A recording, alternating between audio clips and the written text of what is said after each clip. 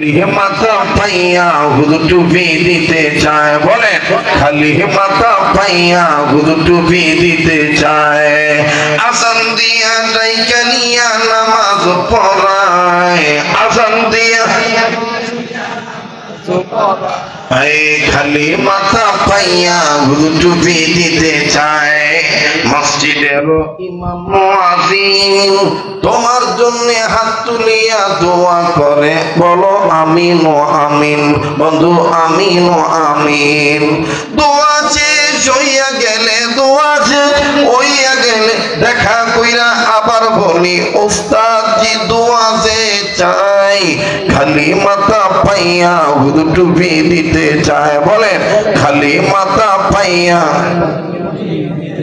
এটা আমলের পক্ষে স্লোগান কিনা? আমরা এই পক্ষে থাকতে রাজি আছি না নাই? এবার আসেন বন্ধুগণ আমার ভাইরা, আল্লাহর নবী সুন্দর করে নিজ হুজরাখানা থেকে হাঁটি হাঁটি পা পা করে কদম কদম যখন আগায় আসতেছেন, বাজান বের হলেন। হযরত ওমর রাদিয়াল্লাহু তাআলা ওসমানকে ডাক দিলেন, ওসমান আবু বকরকে ডাক দিলেন, আবু বকর আলীকে ডাক দিলেন, হযরত আলী আবু হুরায়রাকে ডাক দিলেন।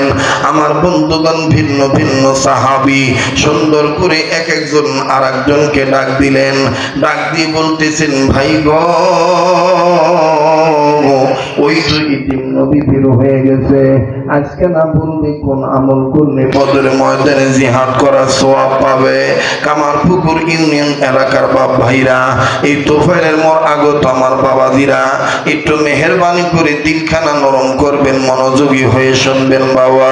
কান্না না আসলো কান্নার ভান ধরবেন, কান্নার অভিনয় করলো আল্লাহ রাব্বুল আমিন মাফ করে দিবে।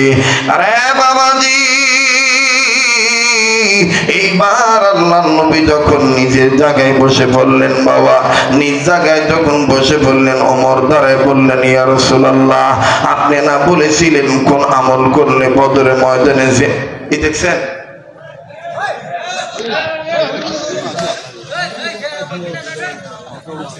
কোন জঙ্গল থেকে এসে আল্লাহ পাক ভালো লাগে।